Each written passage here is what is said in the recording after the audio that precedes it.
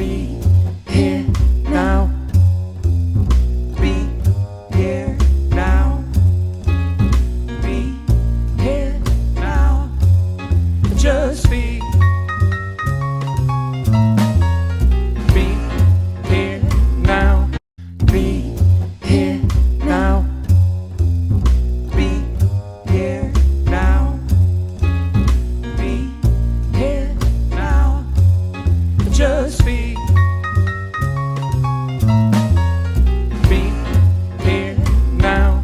Be here now. Be here now. Be here now. Just be. Be here now.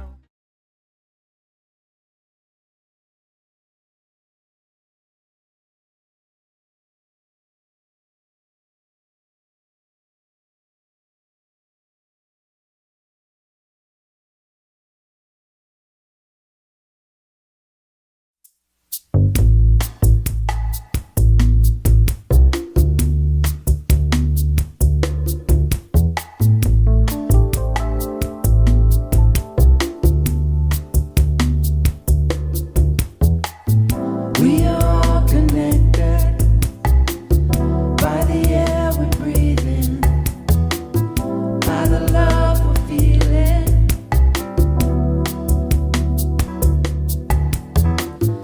We are all connected by the air we breathe in, by the love we're feeling.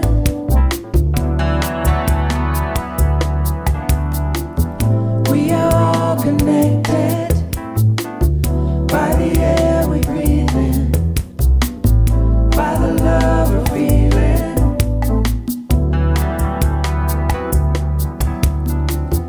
We're all made of the same things, carbon pools and eagle wings, golden sand and Saturn rings. We are what life brings. We are walking stardust, lightning flash around us, riding on the love bus. We are what life brings. We are all connected by the air we breathe in, by the love we're feeling.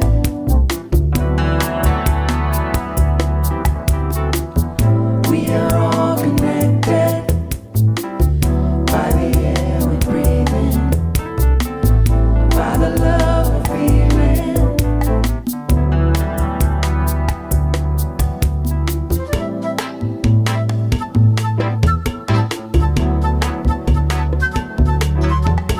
All connected.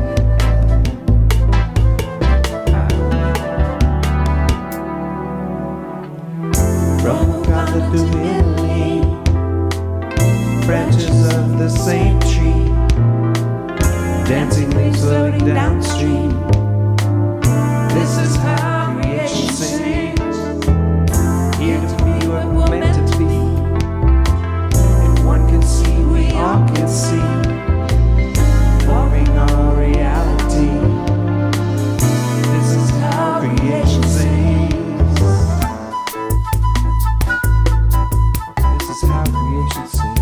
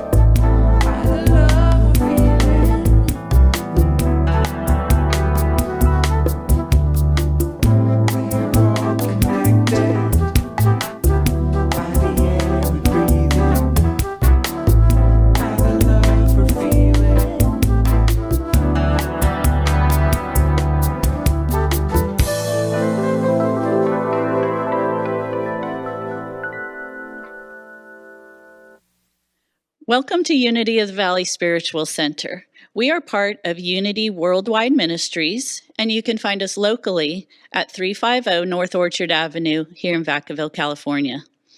If you are a first-time viewer or returning to our broadcast, welcome home. Please click on the tile you see on your screen at our website, unityvacaville.org, to fill out our welcome card, update your personal information, or seek more information about our programs. Unity of the Valley Spiritual Center is a loving spiritual community where everyone is accepted, no exceptions. Your soul is welcome here. Let us begin this morning's service with a prayer from Reverend Dalia Adams.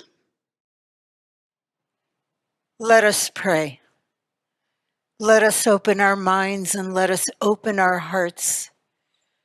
And let us feel the love that is God filling our being, filling our hearts to overflowing. As we open our hearts, let us know that this love of God moves in and through us in each and every moment. This love is ours to express as we move through our days. This love is ours to stand firm on as we grow and transform. This love is the love that lets us know in a deep and powerful way that we are one with each other, and that we are one with the God that lives and breathes through us right now. Amen. This morning, I want you to look at the people near you, or if you are alone, I want you to visualize those special people in your life and state with me, you are a beautiful child of God, perfect in every way. You are loved unconditionally, just the way you are. And of course, if that's true for our loved ones, it's also true for ourselves. So let's take that in for ourselves. I am a beautiful child of God, perfect in every way. I am loved unconditionally, just the way I am. Did you know that our prayer chaplains are just an email away at unityvv@pacbell.net? They're there to pray with you over any challenges you or a loved one may be having, or share with you, enjoy a celebration, or share a lovely chat. Thank you, prayer chaplains. And now our announcements. Thank you to everyone who has returned the membership renewal letters for the 2021 year. If you have not filled in your membership renewal form, you may fill it out online at our website, unityvacaville.org. Thank you. Our annual meeting is today, February 28th at 11:45 a.m. Please email unityvv@pacbell.net to receive an invitation to this Zoom annual meeting. Thank you. Thank you for joining us today. You are part of our community, and we love and appreciate you. Please support our broadcast and our center with your gift today.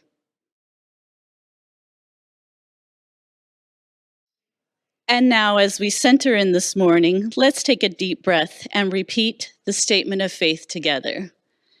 There is only one presence and one power in the universe and in my life, God the Good.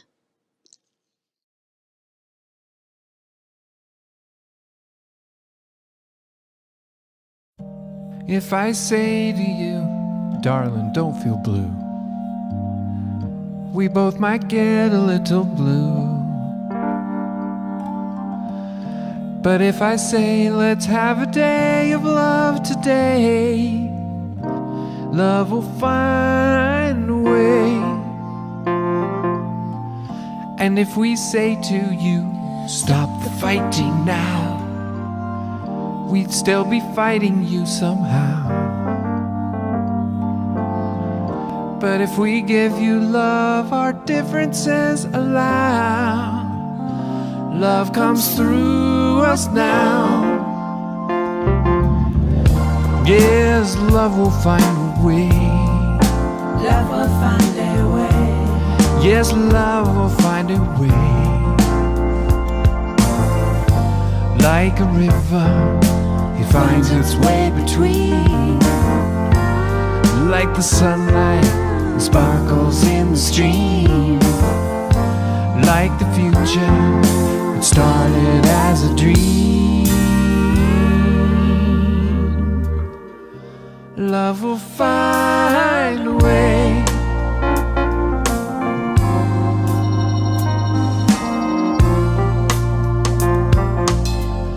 And if we say today, let's give our love away, invite our friends to do it too.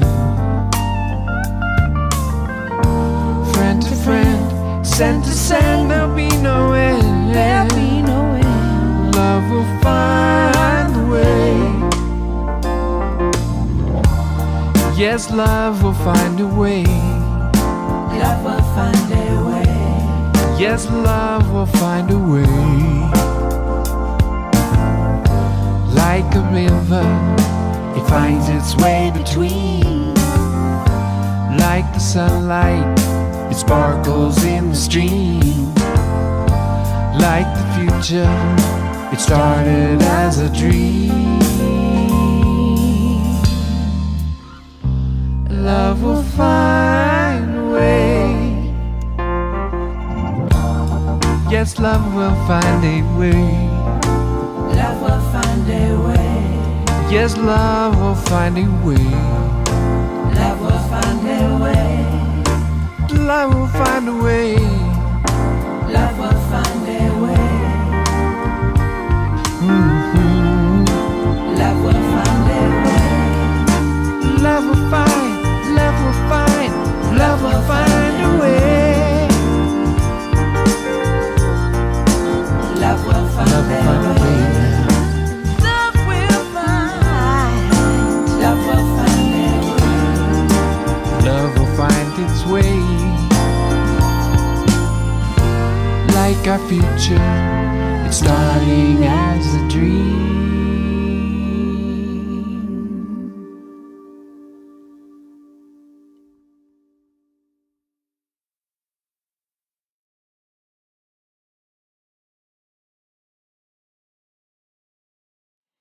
My name is Reverend Dalia Adams, and it is my honor, my privilege to be here with you today. This is 2021. It's still a very new and wondrous year, the beginning of a year filled with possibilities, filled with hope, filled with faith, filled with joy. And we honor 2021 and all of the gifts that it brings.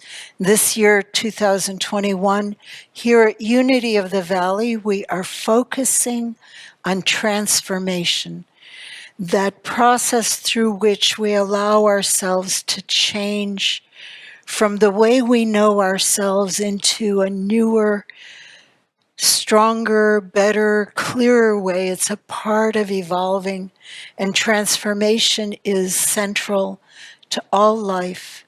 It's central to spiritual unfoldment. It's central to what our souls need and long for as we move through this human experience.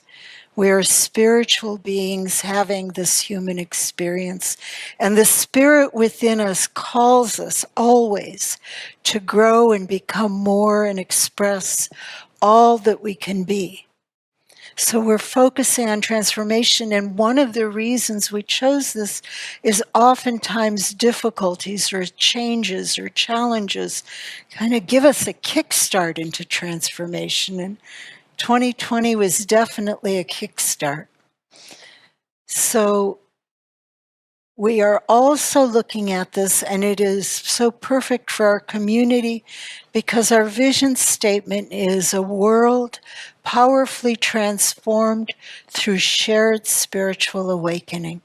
So we're looking at what that means and what that awakening is like within us and how that transformation comes about for us. And then in addition, this is the second Sunday of Lent. We are in a season that's about 6 weeks long that is preparation for a new life, the resurrection, or the awakening of our spiritual life. And I grew up Catholic, so Lent was a very, very, very serious time.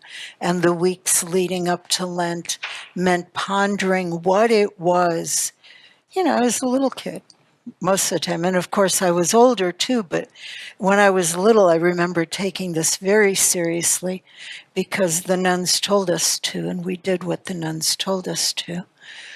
And so I would sit and think and try to choose just the right thing to give up for Lent.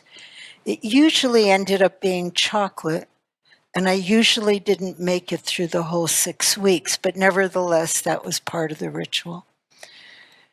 And I'm not alone. There are, if you look up on the internet, there are jokes, there's all sorts of visuals for Lent and giving things up. I liked a quote I saw that said, "I think I am giving up Google for Lent."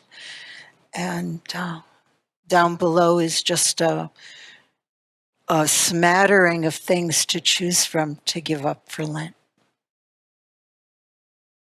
I could give up politics for Lent. Never mind. In unity, though, we're taught that it's not a matter of giving up something in the spirit of sacrifice. In unity, we're taught that during the season of Lent, we fast on negative thoughts and we feast on positive thoughts. We feast on truth. We fast from the process of embracing limitations, and we feast on possibilities. And these are all teachings that the Fillmores, Charles and Myrtle, taught from the very beginning of the Unity movement. But there's one other way to look at it, which is very much the same process, but just a different approach. And we've been looking at love and how love is a power that transforms us. It is through love that we sometimes create these amazing changes and allow for the most wonderful growth. So I was thinking that this Lent, our community, Unity of the Valley, all of us, wherever we may be found today, could approach Lent by giving up the things or releasing the things that block our awareness to love's presence. So this could be our daily intention. Each day during Lent, I release one thing, one thought, or one feeling that blocks my awareness of love's presence. So each day that you get up, you could just say, today, I release one thing, one thought, one feeling, or one feeling that blocks my awareness of love's presence.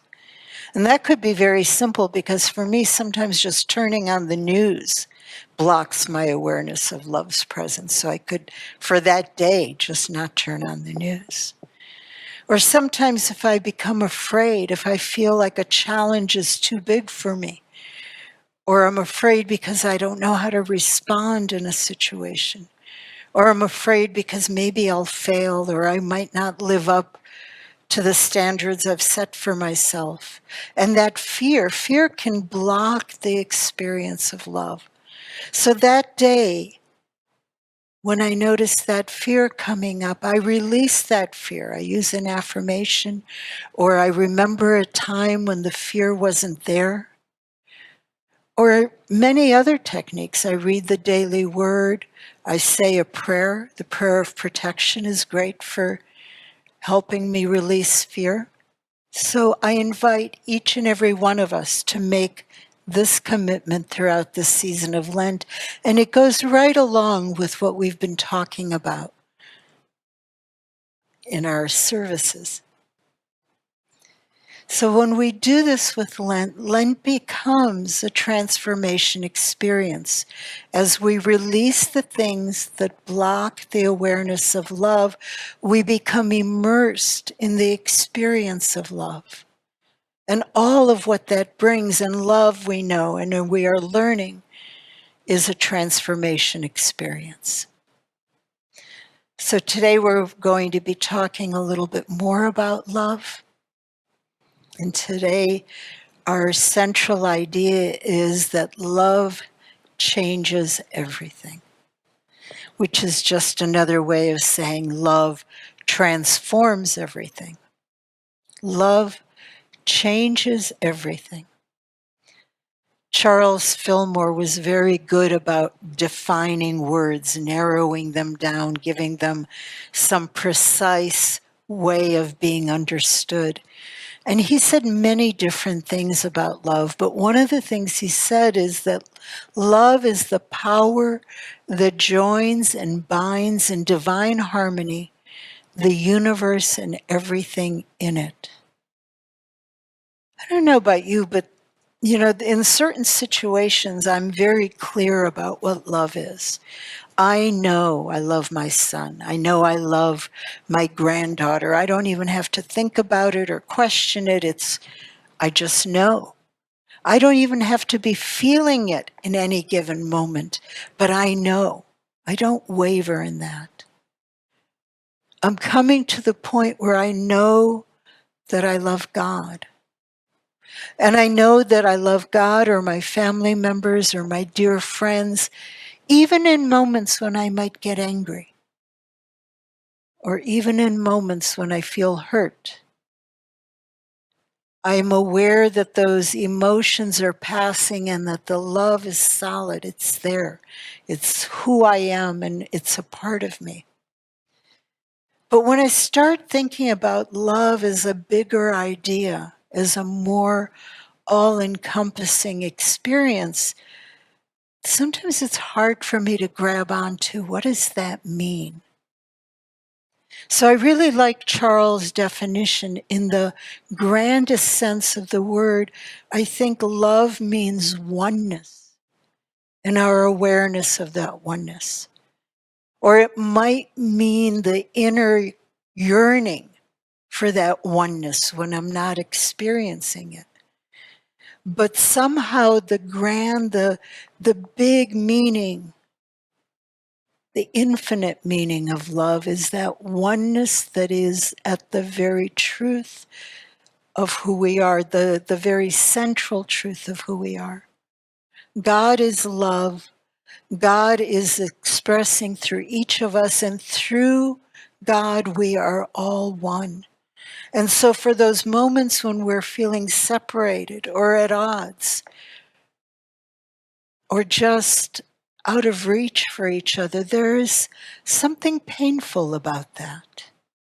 Something painful about that. And I think there is that sense of dis-ease, if you will, or of being ill at ease, is because our nature is of God. God is love, and love is who we are. So those experiences in life that bring us into a profound, into a powerful knowing of that oneness are experiences of transformation. And sometimes there's not words for it. I remember as a child going out one spring morning. This was in Ohio, and the seasons are very clear there. And it was a spring morning, and everything was green in a way I had never seen green before. The sunlight was shining on the leaves and the grass in the most amazing way, like I had never seen light before. And I was filled with the sense of knowing that I was part of that light. I was that green that I was seeing, and that God was in all of that. And again, I was about 8 years old. I didn't have these words, but this profound sense of melting into what I saw before me and being in awe. Today, I would call that an experience of oneness, an experience of love in its most profound sense. There is a man named Ken Keyes. He lived in the 20th century. He created a spiritual path called the Living Love Method. And he started out very wealthy. He was born into a wealthy family, and he himself gained wealth through real estate and other businesses he was involved with. He owned and lived on a 71-foot yacht that he would sail around, and he was living what people would think was an enviable life. He had more money than he could dream of. He could party, he could go places, he owned homes, he owned this yacht. And yet, through all that, he was searching. There was that inner calling for him, and he was dabbling with Buddhism. He was dabbling with other spiritual teachings.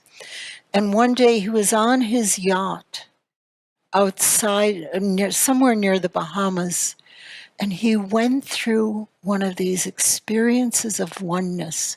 And I'm going to read his words because I can't say it as well as he did.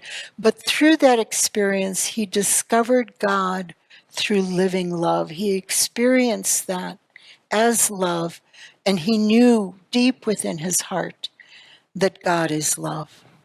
So let me read this for you.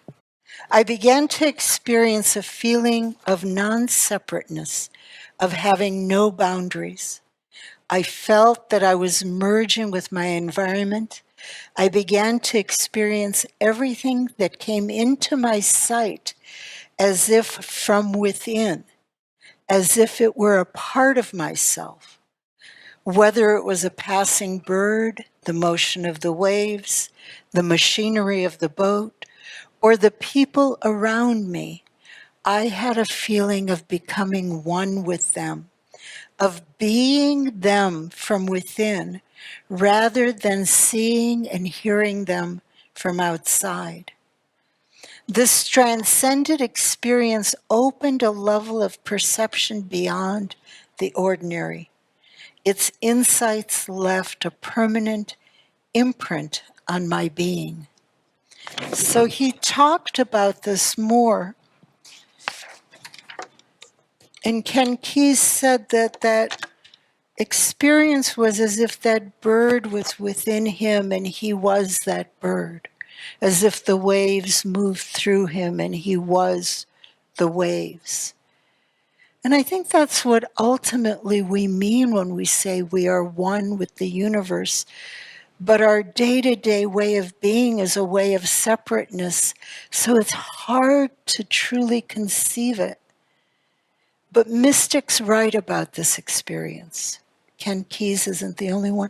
But the reason I chose that is after that experience, he sold the boat, he stopped working in real estate, and he changed his entire life to be focused on the spiritual path and teaching others what he had learned. He started a school, he gave lectures, he wrote books. He gave much of the money he made away to organizations that supported spiritual unfoldment for people. So this is what it means that love changes everything. It changes how we see the world. It changes how we move through our days. It changes what is important to us. I mean, think of a time before you fell in love and what was important to you before. And then after you fall in love, after you experience this deep love for another person, what is important for you then? And it changes. It's very different because we become different. We become different. So this is that quote that I read. I began to experience a feeling of non-separateness. I began to experience everything that came into my sight as if it were from within, as if it were a part of myself. So Charles Fillmore had many definitions for love. The second one that I pulled out, also because I thought it fit in with what we're talking about today, he said, love is an inner quality that sees good everywhere and in everybody. So this is more on an interpersonal level. The experience that Ken Keyes described was an experience of love of God, or knowing oneness with God. This practice or this experience of love where we see the good in someone else is a very powerful transformative experience. There was a story that was told by Eric Butterworth. Eric Butterworth was a very powerful unity teacher. He was a minister in New York. He wrote many books, but in the book, Chicken Soup for the Soul, he contributed a story. And that story was a story of transformation. And the quote that stuck with me from the story was, "There was a teacher." And the story was about a study that was conducted in the mid-20th century. I think it was Columbia University, but I'm not sure of the university. And this study had 20 students as subjects. And these students were evaluated by another group of students. And they were evaluated for their potential in life. You know, what was the potential for each child? I think they were high school students when they were evaluated to achieve and to succeed throughout their lives. And every one of these children were rated by the evaluators as having not much hope, as having very little potential. Comments like, "No way will they ever achieve what needs to be achieved." And then I really don't know what happened with that study, but 25 years later, another professor came across that study. And here were 200 children, 200 teenagers from the poor sections of town that were all rated as relatively hopeless, having no potential. And he was curious what had become of them. And he could find 180 of them. Some were deceased, some he couldn't track down, but he found 180 of the original 200, and he had students now help him go out and talk to the 180 to see where they were in life, what had happened, what were they doing. 176 of them had achieved success beyond anything anybody would have predicted. They were doctors, lawyers, successful business people, authors. They were prosperous. Most of them had families that they were very happy with. They had work that they felt fulfilled by. And each and every one of those 176 were rated as hopeless, based on what they were doing in high school. So the second professor asked each and every one of them, "Can you explain your success?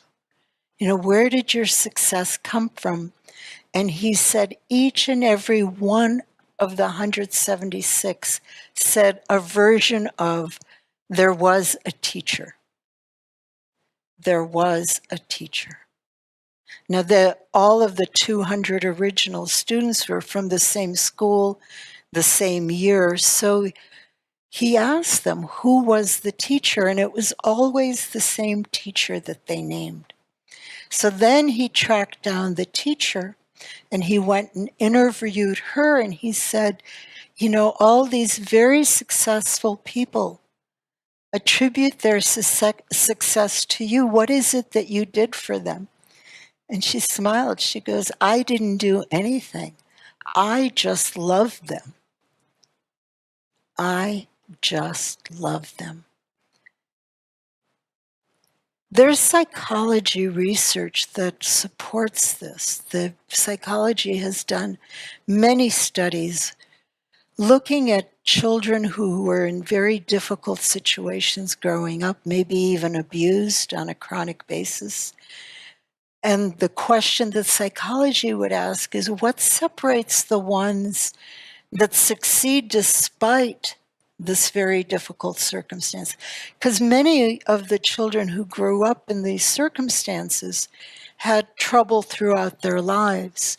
But there was always a group, not the majority, but always a group, a significant group that would do well despite difficult circumstances. And when they looked at what made the difference, and the single thing that stood out was one person in their lives that loved them, that could see them as good, one person with whom they felt safe, one person with whom they could be and feel like in the eyes of that person, they were good.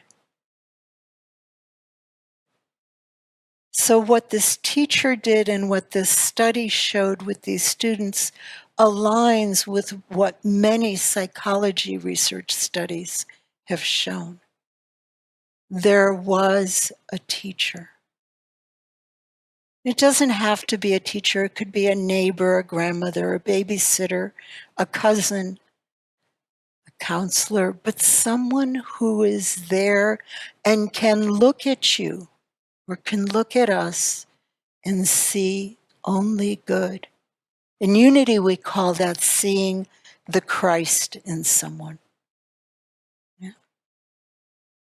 Ken Keyes, the man we talked about before, attributed his life changes to that transcendent experience on his boat. But he also had a story about a teacher, you know? So these personal interactions, the ones that Charles Fillmore described, where we see the good in someone or something, transform our lives, somehow open the door for our possibilities, for our greatest good to emerge. I had the honor and the most amazing learning experience, most amazing transformative experience when I moved to the Virgin Islands and I took a job teaching. Now, in the Virgin Islands, to teach secondary school, they want you to have a degree in the subject you're teaching, not a teaching degree.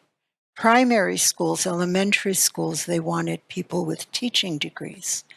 But once you got to middle school and high school, I don't know what their logic was, but nevertheless, that was what it was. And I did not have a teaching degree. So I knew nothing about teaching, but I did have a degree in biology and the sciences. And the Virgin Islands hired me as a science teacher in a middle school. Never taught before. I was not given much warning. I must have been a last choice for them because I had about 5 days to get there and start and get to work. So I was brand new on the island. I was, you know that we talked about transformation like you're walking on marbles? I mean, I was walking on a lot of marbles because everything was different. And here I am in a school, setting up my classroom, not knowing what I'm doing, scared out of my mind already. I was in my early 20s. And in walked a young man. And he did not look like a high school student. He looked like a young man. He must have been about 6'2", 6'3". He was very tall. He had a very thick West Indian accent. And he looked at in a big afro that day. And he came up to me and he said, "You the teach?" And I said, "Yes." And he glared at me. He looked me right in the eye. He glared at me, and very slowly and deliberately he said to me, "I gonna kill you," and walked out. Before that, I was scared about not setting up my classroom right. When he walked out, I was scared to death of him. I was scared to death of what the other students might be like. And it was a rough school. I mean, that was a good warning that I got. His name was Thomas, and I'm changing his name just in case he's watching the service. And Thomas was there, and he actually didn't give me too much trouble, but he was clearly the leader in his class. The classes would change, but the class he was in, what Thomas said went. And those classes they didn't want us there. They didn't want the white teachers who came and went. They had very little respect for us. And so it was a difficult beginning, but I got going and things, kind of learning some ropes. And then Thomas was suspended. And I didn't know exactly why, but then he was back. And then he was suspended again. And then I heard from the principal in a teacher's meeting that if he got one more suspension, he was permanently expelled. And in the islands, there's nowhere else to go, usually. And the school where I taught was pretty much filled with children who were very poor. There wouldn't have been money for a private school. So I went to Thomas and I talked to him. I wanted to know what it was that he was doing that was putting him on the brink of being expelled. And he was suspended both times and under threat of expulsion because he was wearing a hat. And in the Virgin Islands, oftentimes you would see the boys, especially wearing knit hats.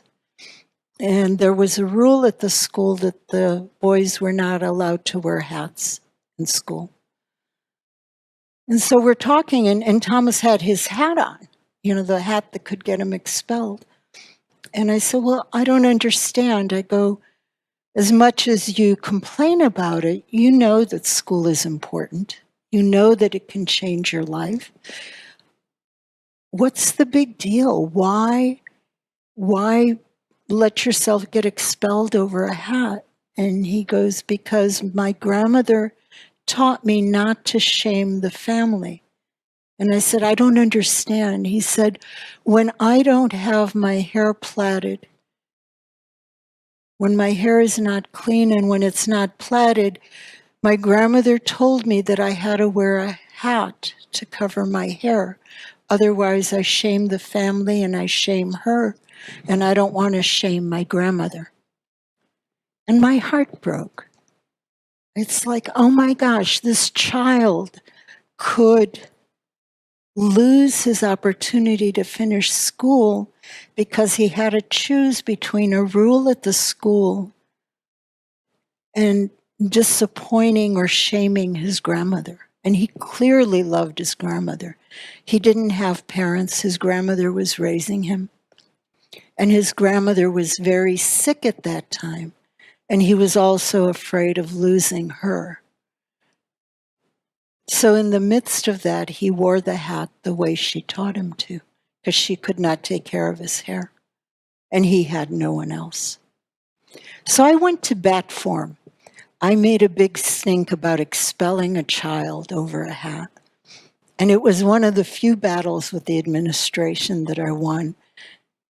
Thomas got to stay, and he got to wear his hat. The other reason that they were going to expel him was that he found an African name he was using instead of Thomas. And he was supposed to use his given name. I convinced him to use Thomas, that he could use his African name after school and in other places, but maybe it wasn't fair, but maybe it wasn't worth losing his education. From that time on, whenever, and this was a rough school. I mean, to have the kids' attention for more than 3 minutes was an amazing feat. But from that time on, in the classes that I had where Thomas was part of the class, the moment there was any disruption, he would stand up and just say, "Listen to the teach," and the whole class would go quiet. And for the rest of the year, I had this amazing experience of getting to teach these children. And from what I heard with other teachers, it was a rare experience.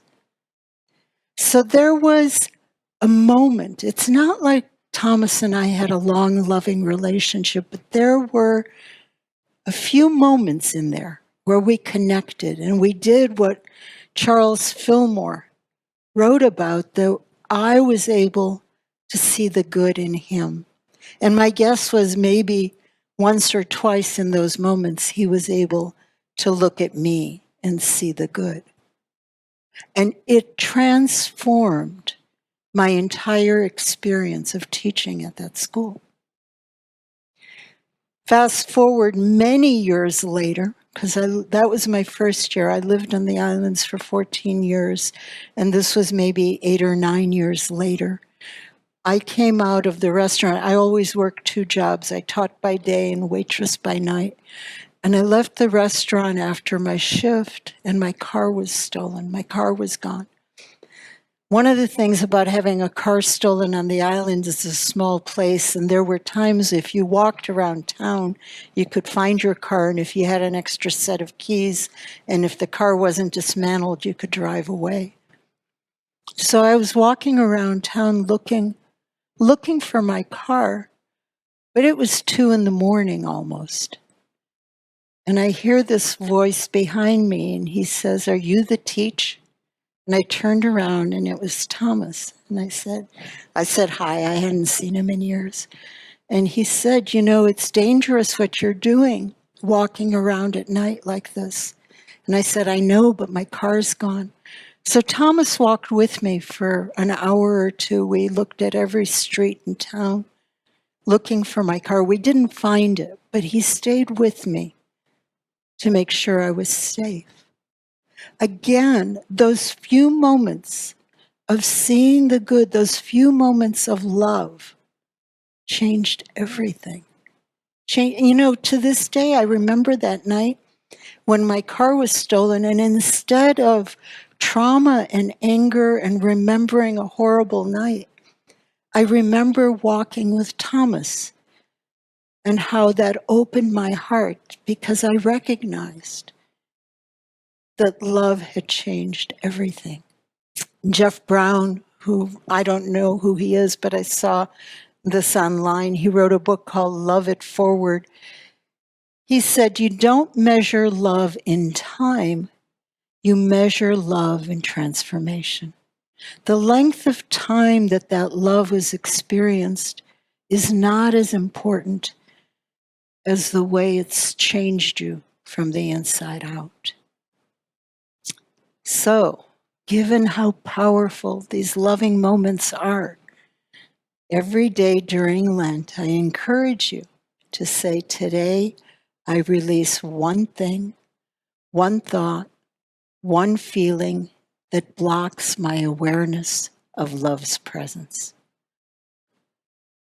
This is attributed to the Buddha, but I don't think it was the Buddha. The teachings are similar. But I like the quote. "In the end, only 3 things matter: how much you loved, how gently you lived, and how gracefully you let go of things not meant for you." And so it is.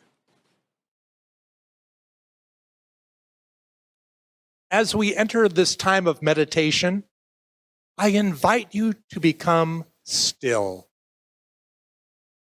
I invite you to take your favorite meditation posture and let the music of Narayan and Janet enter your heart. Fill your heart as we now center within.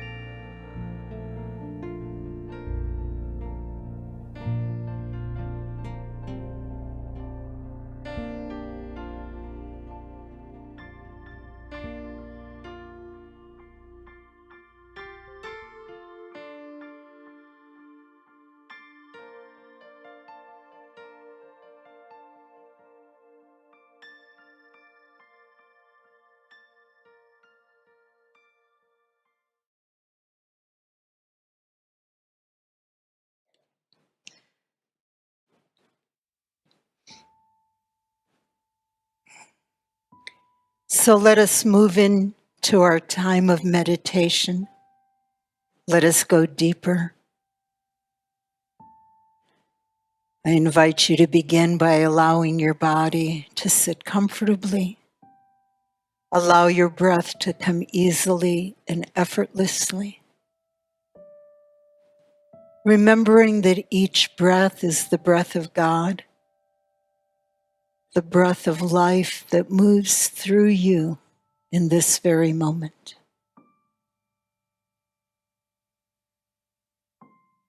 Gently notice how your breath feels.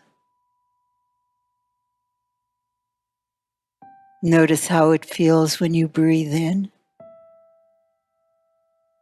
and when you breathe out.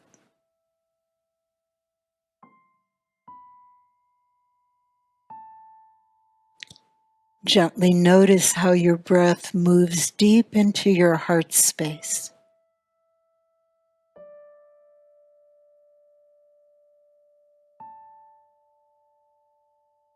And then notice how your heart opens to the breath of God that is moving through you in this very moment. Notice the love that fills your heart, the love of God that moves through your heart.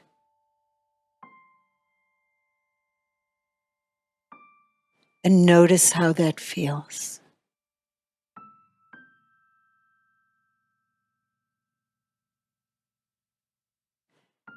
And then bring to mind a person, an animal friend, maybe even a plant. Bring to mind someone or something that brings joy to you in this very moment. An image of someone or something that fills your heart with joy.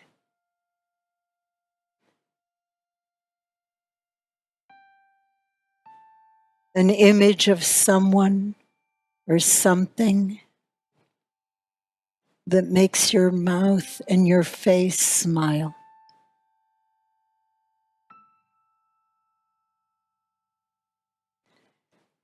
And then hold that person or that thing or that animal friend in your heart, in your joy, in your love, in the silence.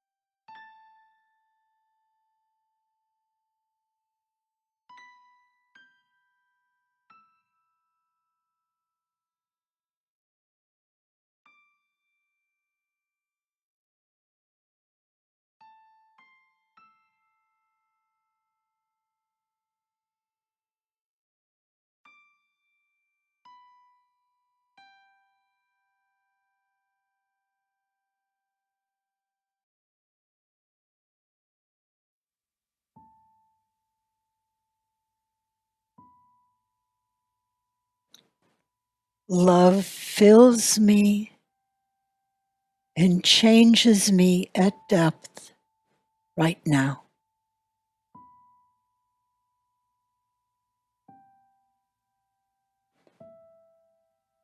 Love fills me and changes me at depth right now.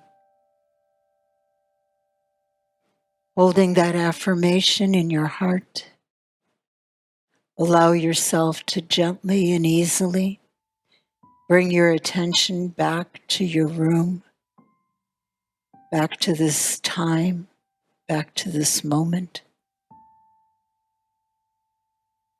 Feel the ground beneath your feet. Take another nice deep breath, and when you're ready, open your eyes. And then join me in saying thank you. Thank you, God. Amen.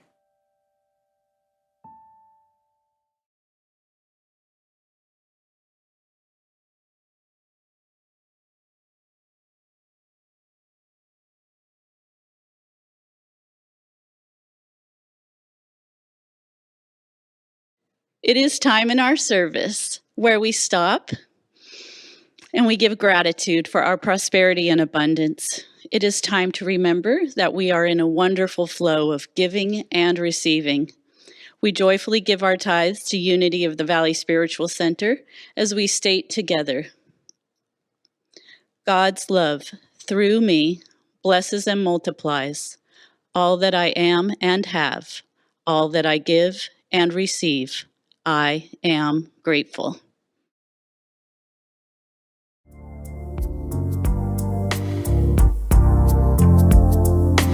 I just wanna thank you for all you bring to me. I just wanna thank you. Your love has set me free. I just wanna thank you for all you bring to me. I just wanna thank you. Your love has set me free. I just wanna thank you for all you bring to me. I just wanna thank you. Your love has set me free. Please join me in giving thanks for the increasing, constant flow of absolute good in our lives by stating together, the inexhaustible resource of spirit is equal to every demand. There is no reality in lack. Abundance is here and now manifest. Amen. And now please join me in the singing of our peace song.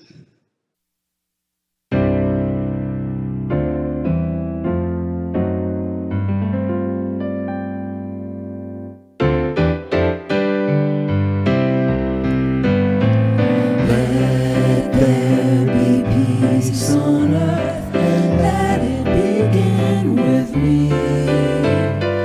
Let there be peace on earth, the peace that was meant to be, with God as creator, family all are we. Now we walk with each other in perfect harmony. Now peace begins with me. Yes, this is the moment now.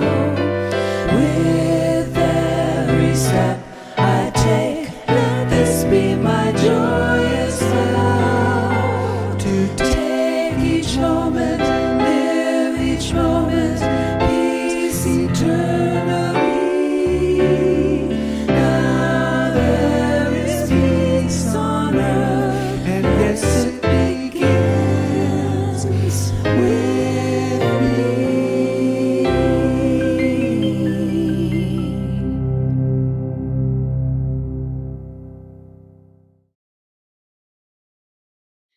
Please join me in the prayer for protection.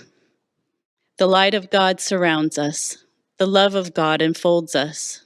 The power of God protects us, and the presence of God watches over us. Wherever we are, God is. We are one holy family. We celebrate our oneness and honor our diversity. And so as we bring this spiritual experience, the service to a close, let us join in our closing affirmation. Love transforms my day. I invite you to say this affirmation every day in this coming week. Again, love transforms my day. And so it is. I want to thank Reverend Dalia Adams for her wonderful message and talk this morning. And thank you for joining us today. And so until next time, let me begin the waving of the hellos. In a happy mood. There we go. Feeling gratitude. Thank you. Thank you. Gratitude is my name. Feeling grateful is my game. Thank you. Thank you. When I lift my head up, stop complaining. I see everything through gratitude-colored glasses, and we're all in this great big sea of bliss. And thank you, Thank you. thank you. Thank you.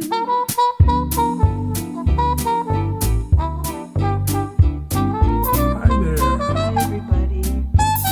Hello.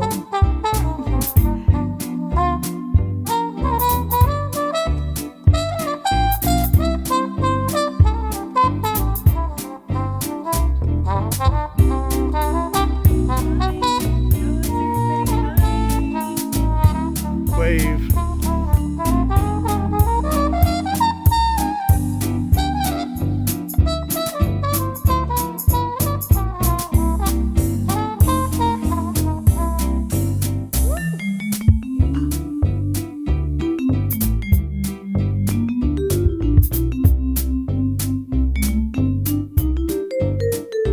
Oh, tell me about it. Yeah.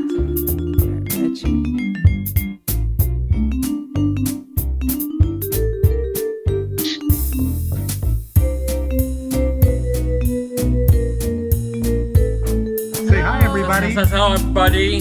How are you? How are you? I'm fine. We miss you. Miss We you. miss you. Miss you. We think about you. Think about you. We hold you in our Watch hearts. your hearts. And we'll see you soon. Too soon. See you soon. I'm too in soon. a Bye-bye. Bye, guys. Guys. feeling gratitude. Yes, you are. Thank you. Oh, Thank you.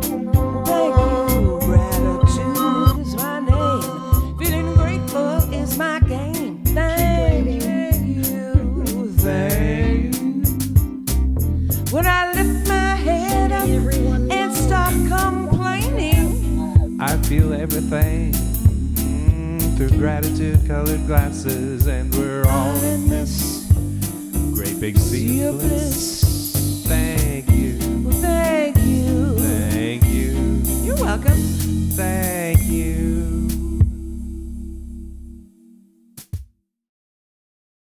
In a happy mood, feeling gratitude. Thank you. Thank you. Gratitude is my name. Feeling grateful is my game. Thank you. Thank you. When I lift my head up, stop complaining. I see everything through gratitude-colored glasses, and we're all in this great big sea of bliss.